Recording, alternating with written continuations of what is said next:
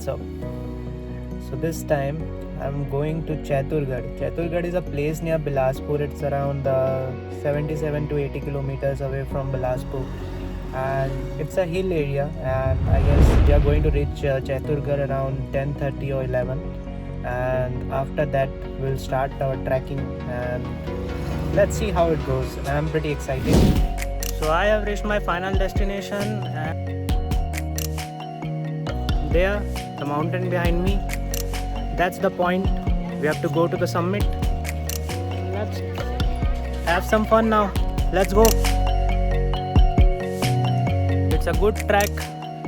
As you can see, I'm coming from there and I'm going. I don't know where I am going, but I am going. So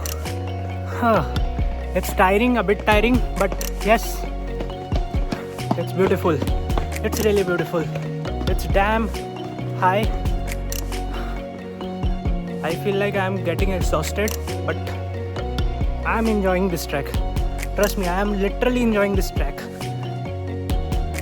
बहुत देर से चल रहा था और ये realise नहीं हो पा रहा था कि कब मैं ऊपर पहुंचूंगा। बट जब मैं अपने फाइनल डेस्टिनेशन में पहुंचा तो मैंने देखा कि एक सुंदर सा मंदिर, ऐसा मंदिर जिसमें काम पूरे स्टोन से हुआ है। ये मंदिर में आपको सीमेंट का यूज़ कहीं पर भी नहीं दिखेगा। आपको मंदिर में ऑल ओवर स्टोन के वर्क दिखेंगे। एंड ये मंदिर बहुत ही सुंदर मंदिर है। चैतुरगढ़ में आप आएंगे तो डेफिनेटली ट्रैकिंग के बाद में आपको यहाँ पर आकर सुकून मिलेगा। तो जैसे ही आप मंदिर से दर्शन करके आगे जाएंगे, राइट साइड में आपको लेक में जाने का रास्ता मिल जाएगा। एक सुंदर सा लेक आपका इंतज़ार कर रहा होगा। इस लेक में कुछ तो बात थी। इस लेक में कुछ तो बात थी जो पता ही नहीं, मैं चलता गया और ये लेक का जो फील है वो मैं आपको वर्ड्स में तो नहीं बता सकता, लेकिन आप जब जाएंगे तो आपको डेफिनेटली फील होगा। लेक से आने के बाद में मैंने एक बछड़े को देखा जो कि एक बाबा के आजू बाजू घूम रहा था और उसकी मम्मी भी आसपास में थी। अब मुझे इन रास्तों से 3 किलोमीटर की लंबी वॉक के बाद में शिव जी का केव जाना था। शिव जी केव यहाँ से वॉकिंग डिस्टेंस पे है अराउंड 3 किलोमीटर पे, लेकिन I've been walking for around half an hour, but still the Shivji's cave is not visible. जैसे ही मैं 3 किलोमीटर के वॉक के बाद अपनी डेस्टिनेशन पे पहुँचा तो मुझे ये पता चला कि इतने आसानी से थोड़ी ना महाकाल किसी को दर्शन देते हैं। इस डेस्टिनेशन में पहुँचने के बाद में हमें और 300 मीटर नीचे खड़ी चट्टानों से हो करके पहाड़ों से नीचे उतरना था।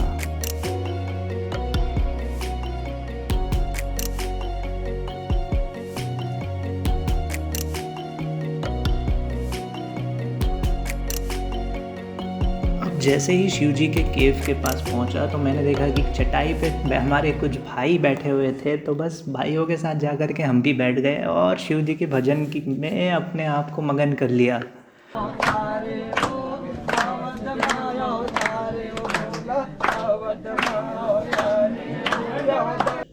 अपने आप को शिव जी के भजन में मगन करने के बाद अब पारी थी दर्शन की, तो हम भी दर्शन की ओर निकल पड़े। दर्शन के लिए हमें क्रॉल करके जाना था। हम क्रॉलिंग चालू किए। क्रॉल करते हुए घुटने के बल हम फाइनली शिव जी के पास पहुँचे एंड शिव जी का दर्शन किया। शिव जी का ये दर्शन वन ऑफ द बेस्ट दर्शन था मेरा, क्योंकि हर बार मैं मंदिर जा कर के सिर्फ हाथ जोड़ करके आ जाता था, बट कभी ऐसा एफ़र्ट नहीं दिया था। बट यहाँ जाने के लिए एफ़र्ट लगा। दर्शन के बाद में सनसेट पॉइंट्स हैं यहाँ पर कुछ, तो हम उन सनसेट पॉइंट्स की ओर बढ़ चले। लेकिन वहाँ जाने के लिए भी हमें पहले 300 मीटर अप ट्रैक करना पड़ा, फिर उसके बाद 3 किलोमीटर की लंबी वॉक वापस करनी पड़ी उस पॉइंट पे जहाँ पर हम टेंपल में थे।